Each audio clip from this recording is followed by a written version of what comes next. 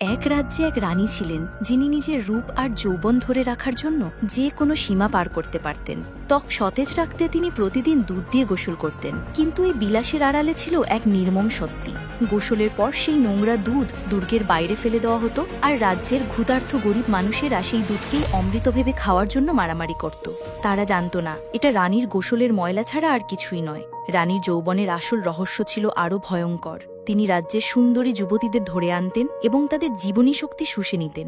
এক মুহূর্তের মধ্যে যুবতীরা বৃদ্ধা হয়ে যেত, আর রানীর বয়স যেন এক লাফে অনেকটা কমে যেত। এই রানী সিংহাসনে বসার গল্পটাও ছিল ছলনায় ভরা। অনেক বছর আগে ক্যাসি নামের এক রাজা তাকে প্রায় ধ্বংস হয়ে যাওয়া একটি গাড়িতে খুঁজে পান। রানীর রূপে মুগ্ধ হয়ে রাজা তাকে বিয়ে করেন, কিন্তু বিয়ের প্রথম রাতেই রানী তার আসল রূপ দেখায়। সেই রাজার বুকে বসে একটি ছুরি দিয়ে নির্মমভাবে তাকে হত্যা করে এবং নিজের বিশাল কালো সৈন্যবাহিনীকে দুর্গে প্রবেশের নির্দেশ দেয়। যারা তার বিরোধিতা করেছিল তাদের সবাইকে হত্যা করে সে নিজেকে রাজ্যের রানী ঘোষণা করে। রানী হবার পর সে তার কালো জাদুর ব্যবহার শুরু করে। তার সৈন্যরা এক অদ্ভুত বাক্স নিয়ে আসে, যা খোলার পর বেরিয়ে আসে এক সোনালী জাদুকরি আয়না। রানী তার সেই বিখ্যাত প্রশ্নটি করে, আয়না আয়না বলতো, কে সবচেয়ে সুন্দর? বহু বছর ধরে আয়না শুধু রানীর নামই বলতো, কিন্তু রানী জানত না যে তার এই অহংকারের পতন ঘটবে এক ছোট্ট মেয়ের হাতে। মেয়েটি ছিল রাজার নিজের সন্তান, রাজকুমারী স্নো হোয়াইট। তার ত্বক ছিল বরফের মতো সাদা, চুল ছিল রাতের মতো কালো, আর ঠোঁট ছিল রক্তের মতো লাল। বাবাকে হত্যার পর সৎ মা অর্থাৎ রানী স্নো হোয়াইটকে একটি অন্ধকার ঘরে বন্দি করে রাখে। এভাবেই কেটে যায় 10 বছর। রাজ্যে দুর্ভিক্ষ নেমে আসে, কিন্তু রানীর দুধ দিয়ে গোসল করা বন্ধ হয় না। একদিন রানী আবার আয়নাকে তার প্রশ্নটি করে, কিন্তু এবার আয়নার উত্তর ছিল ভিন্ন। আয়না জানায়, রানী তুমি সুন্দর, কিন্তু রাজ্যে একজন আছে যার সৌন্দর্য তোমাকে ছাড়িয়ে গেছে। চিরকাল তরুণী থাকতে চাইলে তোমাকে তার হৃৎপিণ্ড খেতে হবে। রানী যখন মেয়েটির পরিচয় জানতে চায়, আয়না উত্তর দেয় স্নো হোয়াইট। একথা শুনে রানী ক্রোধে খেটে পড়ে এবং তার ভাইকে আদেশ দেয় স্নো হোয়াইটের হৃৎপিণ্ড নিয়ে আসতে। কিন্তু কারাগারে স্নো হোয়াইটের নিষ্পাপ মুখ দেখে রানীর ভাইয়ের মন গলে যায়। স্নো হোয়াইট এই সুযোগে তাকে ধাক্কা দিয়ে পালিয়ে যায়, কিন্তু বাইরে বের হতেই সে রানীর সৈন্যদের হাতে ধরা পড়ে। বাঁচার কোনো পথ না দেখে সে দুর্গের এক নোংরা নর্দমায় ঝাঁপ দেয়, যা তাকে বিশাল সমুদ্রের ধারে নিয়ে যায়। সমুদ্রে ঝাঁপ দিয়ে সে প্রাসাদ থেকে পালাতে সফল হয়। তখন দুটি পাখি তাকে পথ দেখিয়ে একটা সাদা ঘোড়ার কাছে নিয়ে যায়। সে ঘোড়ায় চড়ে গভীর জঙ্গলের দিকে ছুটতে থাকে, কিন্তু রানীর সেনারা তার পিছু ছাড়েনি। দৌড়াতে দৌড়াতে সে এক কালো ভয়ঙ্কর জঙ্গলে পৌঁছে যায়। ঘোড়াটি কাদায় আটকে গেলে স্নো হোয়াইট পড়ে যায় আর জ্ঞান হারায়। এদিকে রানী যখন জানতে পারে স্নো হোয়াইট কালো জঙ্গলে পালিয়েছে, সে চিন্তায় পড়ে যায়, কারণ সেই জঙ্গলে তার জাদু কাজ করে না। তাই সে এমন এক শিকারীকে খুঁজে বের করার আদেশ দেয়, যে কিনা একা সেই জঙ্গল থেকে জীবিত ফিরে এসেছিল। শিকারীকে ধন সম্পদের লোভ দেখালেও সে রাজি হয় না, কারণ তার স্ত্রী ওই জঙ্গলেই মারা গিয়েছিল। তখন রানী এক ভয়ঙ্কর মিথ্যে কথা বলে। সে প্রতিশ্রুতি দেয়, যদি শিকারী স্নো হোয়াইটকে ধরে আনে তাহলে সে জাদুর মাধ্যমে তার মৃত স্ত্রীকে ফিরিয়ে দেবে।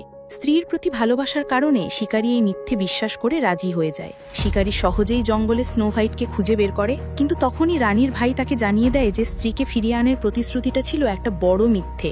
এটা শুনে শিকারী প্রচণ্ড রেগে যায় এবং রানীর সমস্ত সৈন্যকে একাই পরাজিত করে।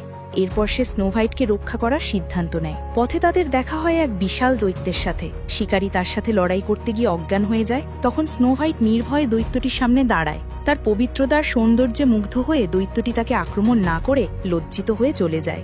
এরপর তারা একটি গ্রামে পৌঁছায় এবং বনবাসীদের পাতা ফাঁদে ধরা পড়ে। যখন বনবাসীরা জানতে পারে যে সে রাজ্যের হারিয়ে যাওয়া রাজকুমারী, তখন তারা তাকে নিজেদের গ্রামে নিয়ে যায়। সেখানে একটি পবিত্র সাদা হরিণ স্নো হোয়াইটকে দেখা মাত্রই তার সামনে মাথা নত করে, যা প্রমাণ করে যে স্নো হোয়াইটই রাজ্যের অন্ধকার দূর করতে পারে। কিন্তু ঠিক তখনই রানীর সৈন্যদের একটি বিষাক্ত তীর এসে হরিণটিকে মেরে ফেলে। বামন সেনারা তখন রানীর সৈন্যদের সাথে ভয়ঙ্কর যুদ্ধে জড়িয়ে পড়ে, যাতে স্নো হোয়াইট আর শিকারী সেখান থেকে পালাতে পারে। শিকারী স্নো হোয়াইটকে নিয়ে ডিউক হ্যামন্ডের দুর্গের দিকে রওনা দেয়, যিনি ছিলেন স্নো হোয়াইটের বাবার বিশ্বস্ত বন্ধু। পথে তাদের সাথে যোগ দেয় স্নো হোয়াইটের ছোটবেলার বন্ধু উইলিয়াম। একসাথে তারা ডিউকের দুর্গে পৌঁছায়, যেখানে রাজ্যের শেষ স্বাধীন মানুষেরা রানীর বিরুদ্ধে যুদ্ধের জন্য প্রস্তুতি নিচ্ছিল। এদিকে রানী আয়নার মাধ্যমে জানতে পারে যে স্নো হোয়াইট বেঁচে আছে। ক্রোধে উন্মত্ত হয়ে সে নিজেই স্নো হোয়াইটকে মারার সিদ্ধান্ত নেয়। রানী কালো জাদু ব্যবহার করে নিজেকে উইলিয়ামের রূপে পরিবর্তন করে দুর্গে প্রবেশ করে। সে স্নো হোয়াইটকে একটি সুন্দর লাল আপেল দিয়ে বলে, এটা খেলে তার সব কষ্ট দূর হয়ে যাবে। বন্ধুকে বিশ্বাস করে স্নো হোয়াইট আপেলে কামড় দেয় এবং সাথে সাথে বিষের প্রভাবে মাটিতে লুটিয়ে পড়ে। স্নো হোয়াইটের মৃত্যুর খবর ছড়িয়ে পড়লে সবাই শোকে ভেঙে পড়ে। শিকারী তার পাশে বসে কাঁদতে থাকে আর দুঃখে ভারাক্রান্ত হয়ে তার ঠোঁটে একটি বিদায়ী চুম্বন করে। কিন্তু এই চুম্বনটিই ছিল সত্যিকারের ভালোবাসার চুম্বন, যা রানীর কালো জাদুকে ভেঙে দেওয়ার ক্ষমতা রাখত। আশ্চর্যভাবে স্নো হোয়াইটের দেহে প্রাণ ফিরে আসে। সে চোখ খোলে এবং আগের থেকেও বেশি শক্তিশালী হয়ে জেগে ওঠে। জেগে ওঠার পর স্নো হোয়াইট আর ভীতু রাজকুমারী ছিল না। সে বর্ম পরে, তরবারি হাতে নেয় এবং এক জ্বালাময়ী ভাষণে সবাইকে রানীর বিরুদ্ধে রুখে দাঁড়ানোর আহ্বান জানায়। তার নেতৃত্বে অনুপ্রাণিত হয়ে ডিউকের সেনাবাহিনী রানীর দুর্গ আক্রমণ করে। শুরু হয় এক বিশাল যুদ্ধ। স্নো হোয়াইট সোজা সিংহাসনের ঘরে পৌঁছে যায়, যেখানে রানী তার জন্য অপেক্ষা করছিল। দুজনের মধ্যে ভয়ঙ্কর লড়াই শুরু হয়। লড়াইয়ের এক পর্যায়ে স্নো হোয়াইট শিকারীর শেখানো কৌশল ব্যবহার করে রানীর বুকের ঠিক মাঝখানে ছুরি ঢুকিয়ে দেয়। ছুরির আঘাতে রানীর সমস্ত জাদু নষ্ট হয়ে যায়। তার সুন্দর মুখটি মুহূর্তেই এক বৃদ্ধার চেহারায় পরিণত হয়। রানীর মৃত্যুর সাথে সাথে রাজ্যের ওপর থেকে কালো জাদুর প্রভাবও শেষ হয়ে যায়।